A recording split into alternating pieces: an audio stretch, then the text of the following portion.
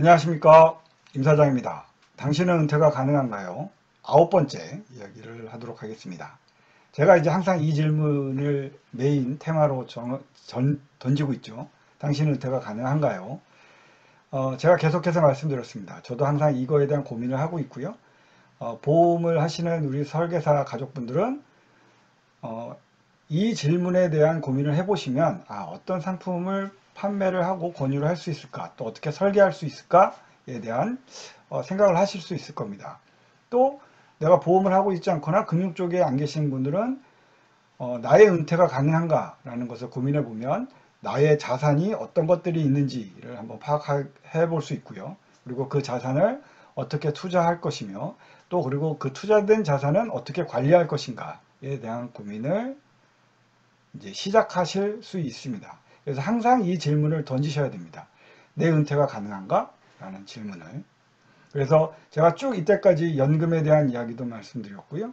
그 다음에 뭐 우리 연금의 구조도 말씀드렸고, 생활비, 은퇴 소득에 대한 이야기도 말씀드렸습니다. 자, 그런데 이제 이 은퇴에 대한 것들이 과연 4050 세대에게만 고민이 되는가? 그렇지 않은 것 같습니다. 최근 들어서 파이어족이라고 해서요. 이런 신생 단어들이 생겼는데, 욜로족은 아시죠? 욜로족은 야, 인생 뭐 하나 있어? 뭐 즐기자, 뭐 이런 뜻의 단어죠. 네, 그런데 요거하고 이제 좀 반대되는 파이어족이라는 단어가 최근에 들어서 우리나라의 젊은 세대들에게 이제 유행이 되고 있습니다. 이제 파이어족이란 뭐냐면 파이어.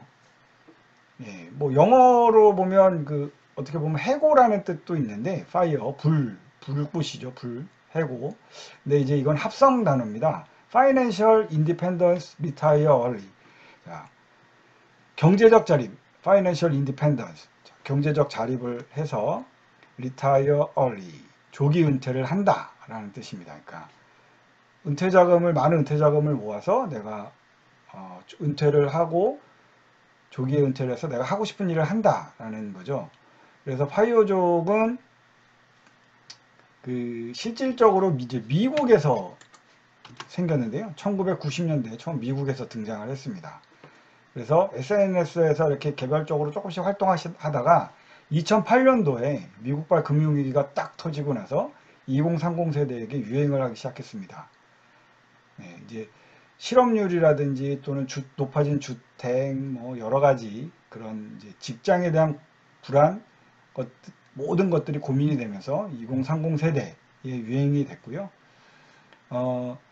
그때 유행했던 것들은 이제 보통 10억 모으기죠. 10억이면 대략 몇만 달러죠? 100만 달러인가요? 100만 달러 정도를 모으자. 뭐 90만 달러를 모으자. 뭐 이런 유행이 있었습니다.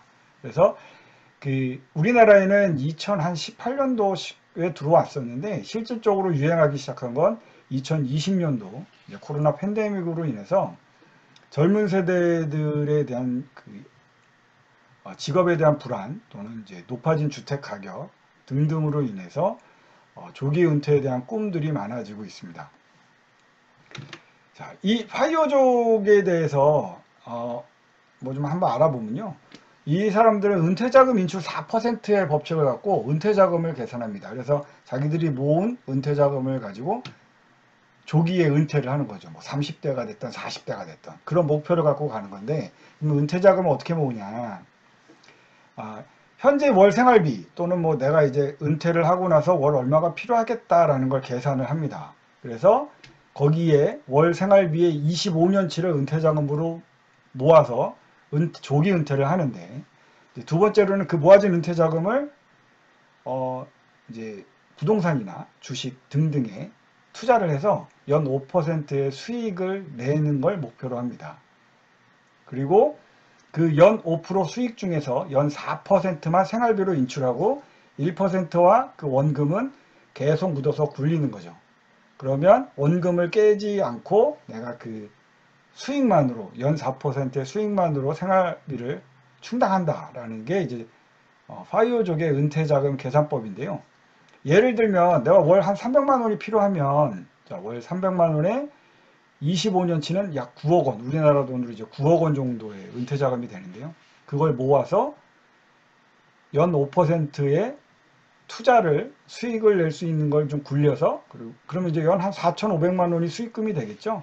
그러면 거의 다 쓰는 게 아니라 일부는 묻어두고요. 900만 원을 묻어서 9억 900만 원을 묻어두고 다시 거기에 대한 4%만 생활비로 사용을 하는 겁니다. 그러면 3,600만 원.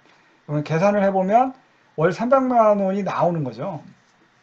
그러니까 이 파이어족의 가장 문제가 해결해야 될 게 뭐냐면 돈을 모으는 겁니다.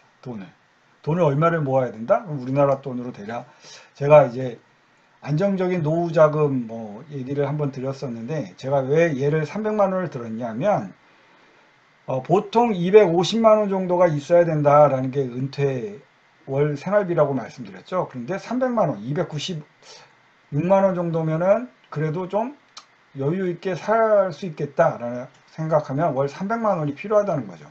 뭐 물론 월 300만 원이 많으면 많을 수도 있지만 그렇게 많지 않을 수도 있습니다. 왜냐하면 아이들을 키워야 되거나 뭐 이런 은퇴의 결과 그런 분들은 말이죠. 그러면 이제 월 300만 원이 필요하다라고 하면 월 300만 원이 나올 수 있는 자금을 모으자가 이 파이어족의 시작입니다. 그런데 이 파이어족이 은퇴 자금을 어떻게 모으느냐? 이 사람들은 극단적으로 아주 극단적으로 소비를 줄여서 절약을 합니다. 그래서 그 절약을 해서 그 돈을 최대한 단기간 내에 모으는 게 목표입니다. 그래서 그 돈을 모으는 과정 속에서 또 투자를 해서 계속 불리는데 뭐 물론 다 잘 되는 건 아니겠죠. 그리고 우리가 연 9억을 모은 그 전체 그러니까 총 은퇴 자금을 한 9억 원, 10억 원을 모은다는 게 정말 일반인들은 어려울 수가 있습니다. 그러다 보니까 여기에 대한 문제점들이 있습니다. 이 파이어족이 젊은 세대들에게 나오면서의 문제점들이 좀 있습니다. 이제 어떤 문제점들이 있냐면 첫 번째는 소비가 줄어듭니다. 그러니까 극단적인 소비를 줄여서 절약을 한다고 말씀드렸죠. 그러다 보니까 전체적인 국가 경제에는 굉장히 악영향이 될 수 있습니다. 소비가 안 되면 경제가 안 돌아간다는 뜻이니까요. 그리고 두 번째는 결혼을 잘 안 합니다. 돈을 모으는 게 목표지 결혼을 하는 게 목표가 아닙니다. 그리고 아이를 낳지 않습니다. 그렇죠? 돈이 들어가니까 다 극단적으로 소비를 줄여서 저축을 해야 되니까 진짜 생활을 다 불필요한 걸 줄여간다는 거죠. 그러니까 실질적으로 과연 이제 좀 고민을 해볼 필요가 있습니다. 어떤 게 옳은 건지는 모르겠어요. 극단적인 소비를 줄여서 파이어족 조기 은퇴하는 게 과연 행복할 것이냐에 대한 고민을 한번 해보셨으면 좋겠습니다. 뭐 물론 이거에 대한 책을 썼던 미국의 파이어족을 이제 대표했던 사람들은 뭐 가정이 있는 사람이 시작을 했죠. 그래서 극단적으로 소비를 어떻게 줄일 거냐에 대한 것들을 연구하고 고민하고 그 다음에 자기들끼리 모여서 또 공유하고 이런 절차해서 서로 힘내서 뭐 힘내라 돈 모으자 이렇게 해서 하는 경우도 많습니다. 아마 인터넷 쳐보시거나 유튜브에 보시면 파이어족에 대한 이야기가 많은데요. 과연 어떤 것이 좋으냐 이거는 잘 모르겠습니다. 그렇지만 제가 이제 드리고 싶은 거는 불필요한 소비는 줄일 필요가 있다라는 겁니다. 그러니까 불필요한 소비를 줄여서 조금 더 저축액을 늘려서 노후에 대한 그 소득을 늘리는 방안, 투자를 하는 방법에 대해서는 좀 고민을 해보시고 두 번째 여기에서 연 5%의 수익을 낸다라는 것들에 대해서 이 파이어족은 공부를 합니다. 그러니까 투자에 대한 공부를 많이 하죠. 뭐 남들이 야, 이게 좋다더라가 아니라 자, 주식, 채권, 부동산 각각의 자기가 은퇴 소득을 어떻게 만들어낼 것이냐에 대한 공부를 끊임없이 합니다. 그런 것들은 사실은 저는 맞다고 봅니다. 은퇴 자금 또는 은퇴 소득을 만들어내기 위해서는 끊임없는 공부가 필요하고요.